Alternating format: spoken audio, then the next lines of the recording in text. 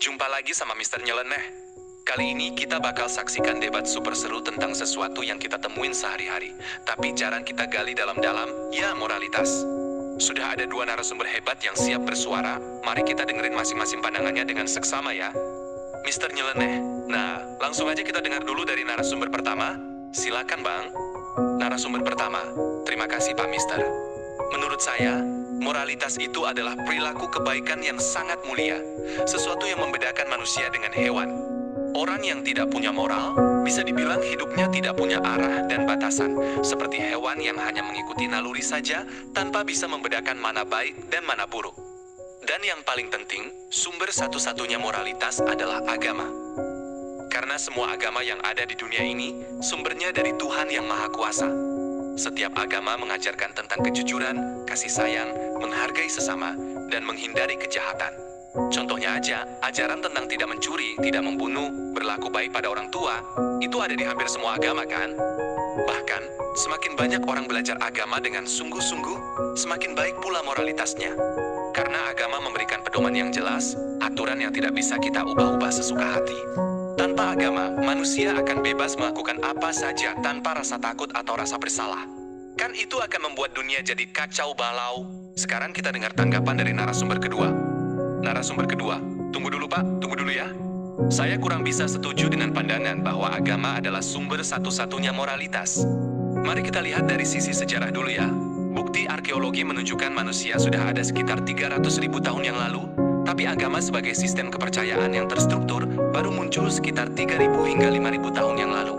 Kalau agama memang satu-satunya sumber, berarti selama ratusan ribu tahun sebelumnya manusia itu semua jahat dan tidak punya moral sama sekali. Padahal bukti menunjukkan bahwa nenek moyang kita dulu juga sudah bisa hidup berdampingan, saling membantu saat ada bahaya, dan menjaga anak-anak serta anggota kelompoknya. Itu kan juga bentuk moralitas kan? Sekarang dari sisi ilmu pengetahuan, khususnya neuroscience dan biologi evolusioner. Moralitas itu sebenarnya adalah bawaan dari seluruh makhluk hidup, tidak hanya manusia. Tujuan utama semua makhluk hidup adalah sama. Menghindari penderitaan dan bertahan hidup, baik untuk diri sendiri maupun untuk kelangsungan spesiesnya. Contohnya aja, musang yang memakan ayam. Kalau kita lihat dari sisi manusia yang memelihara ayam, mungkin merasa musang itu jahat.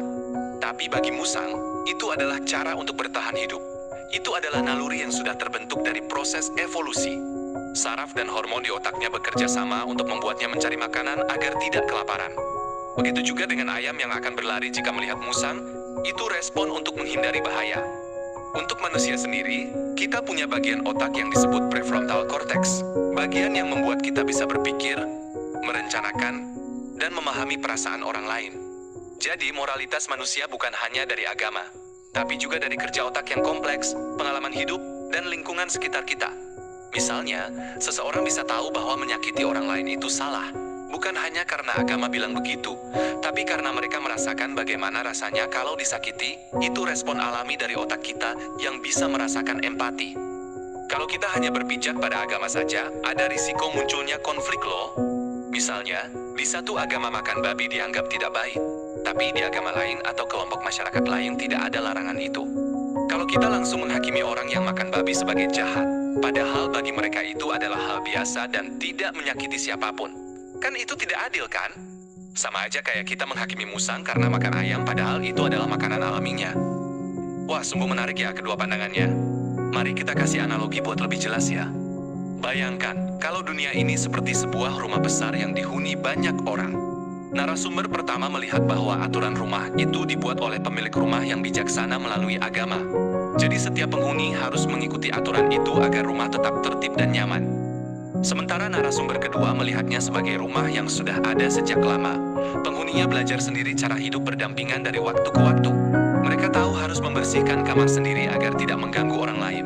Harus berbagi makanan kalau ada yang kelaparan, bukan karena ada aturan yang ditulis, tapi karena mereka merasakan bahwa itu adalah cara terbaik untuk semua orang tetap selamat dan bahagia. Sejarah singkat perkembangan pemahaman moralitas. Dari zaman kuno, bangsa Yunani seperti Socrates dan Aristoteles sudah membahas tentang moralitas tanpa hanya berpijak pada agama. Mereka berbicara tentang kebaikan yang datang dari akal budi dan karakter seseorang. Di Cina, Konfusius juga mengajarkan tentang etika dan sopan santun yang berdasarkan pada hubungan antar manusia, bukan hanya ajaran agama. Seiring berkembangnya ilmu pengetahuan, kita semakin memahami bahwa moralitas juga dipengaruhi oleh faktor biologis dan lingkungan. Misalnya, penelitian menunjukkan bahwa orang yang punya aktivitas prefrontal cortex yang baik cenderung lebih bisa mengontrol emosi dan membuat keputusan yang lebih bermoral. Tujuan debat ini bukan untuk mengatakan mana yang benar dan mana yang salah, tapi agar kita bisa melihat moralitas dari berbagai sisi.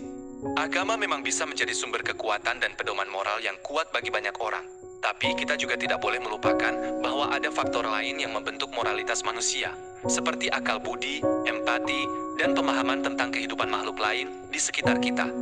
Kesimpulan, moralitas adalah hal yang kompleks dan multidimensi. Bagi sebagian orang, agama adalah landasan utama moralitas mereka, dan itu sangat baik karena memberikan arah dan makna dalam hidup.